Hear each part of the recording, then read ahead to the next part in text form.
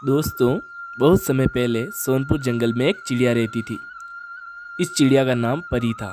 वह बहुत ही मेहनती व खुशमिजाज चिड़िया थी। जंगल के सभी पक्षियों से उसकी काफ़ी अच्छी बनती थी। परी के घर में 4 लोग थे। वो, उसका पति और 2 नन्हे नन्हे प्यारे बच्चे। पूरा परिवार काफ़ी खुशी से रहता था। बच्चों का पिता सुबह उठकर खाना लेने चला जाता एवं घर के राशन पानी की व्यवस्था करता। माँ का काम था अपने बच्चों का ध्यान रखना और अपने घर की देखरेख करना। परी का पति उससे बहुत प्यार करता था। परी का जन्मदिन आया। जन्मदिन पर उसके लिए उसके पति ने एक बहुत ही खूबसूरत हार लाया। वह हार दिखने में बहुत ही नायाब व खूबसूरत था। परी को तोहफा काफ़ी पसंद आया। परी ने वह तोहफा सबको दिखाया। सबने हार की काफ़ी तारीफ की। परी भी बहुत खुश थी।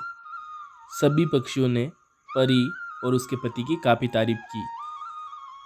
इसी जंगल में एक कालू कौवा व उसकी पत्नी काया रहते थे। जब सभी परी के हार की तारीफ करते, तब यह सुनकर काया को बहुत जलन होती।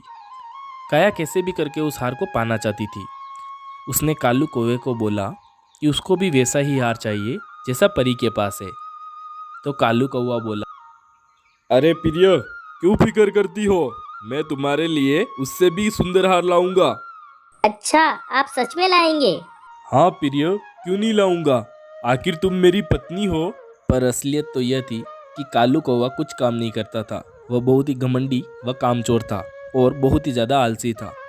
बहुत समय हो गया, तब काया बोली, अरे कब लाओगे? कितने दिन हो गए? अगर हार नहीं लाए तो मैं चली अपने मायके। मुझे कुछ नहीं पता, मुझे बस वो हार चाहिए।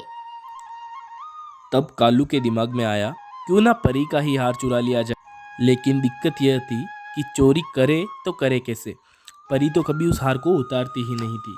तब दोनों पति पत्नी ने मिलकर यह प्लान बनाया कि परी के बच्चे को किडनैप कर लेते हैं, फिर उससे बच्चे के बदले हार ले लेंगे। लेकिन ध्यान से, किसी को यह बात पता नहीं चलनी चाहिए। कालू कौवे ने लगातार कुछ दिनों तक इस बात की ध्यान रखा कि कब घर पर बच्चे अकेले होते हैं एवं किस समय वह बच्चे को किडनैप कर सकता है। आखिर एक दिन उसे मौका मिल ही गया।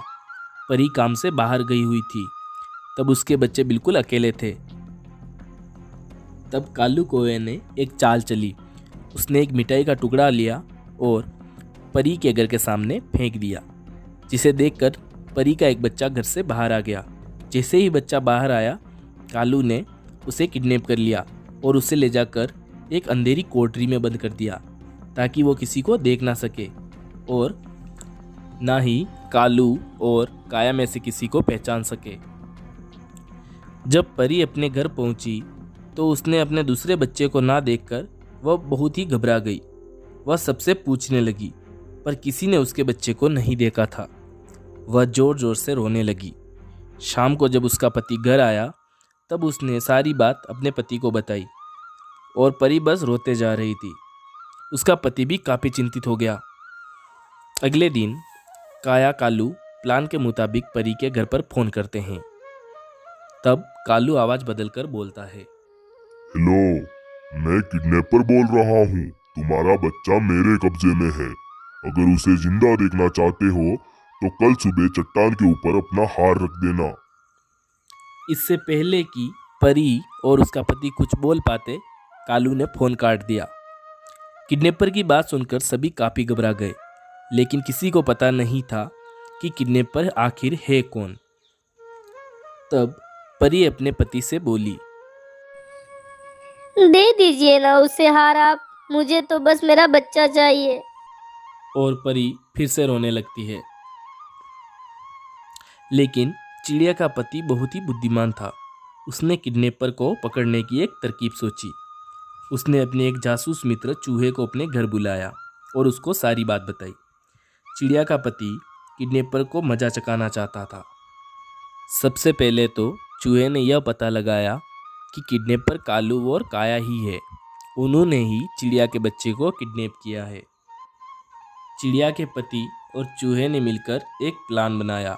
उन्होंने हार को सेम नकली हार से बदल दिया और उस हार को कोए की बताई जगह पर रख दिया और चुपकर सब देखने लगे। दोनों पति पत्नी हार को देखकर बहुत ही खुश हुए। लेकिन इधर चूहे ने जाकर कोहे के घर में खुजली वाला पाउडर छिड़क दिया। हार को लेकर दोनों पति पत्नी काफ़ी खुशी से हंसते हुए अपने घर की ओर चल दिए। जैसे ही दोनों घोंसले में बैठे खुजली से खुजलाने लगे, वे काफ़ी परेशान हो गए। खुजली के मारे कालू और काया की हालत ख़राब हो गई। तभी काया को पता चला कि यह हार तो नकली है। दोनों गुस्से में खुजलाते हुए उस जगह की ओर चल दिए जहां चिड़िया के बच्चे को कैद करके रखा था।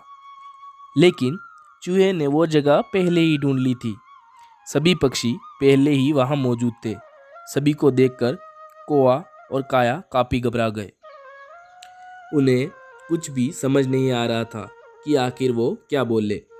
फिर सभी पक्षियों की सभा हुई और कौआ और काया को अपने इस गुनाह के बदले जंगल से निकाल देने का फैसला हुआ। उन दोनों को जंगल छोड़कर जाना पड़ा। उनको अपने किए की सज़ा मिल गई। इधर परी व उसका परिवार एक बार फिर खुशी से रहने लगा।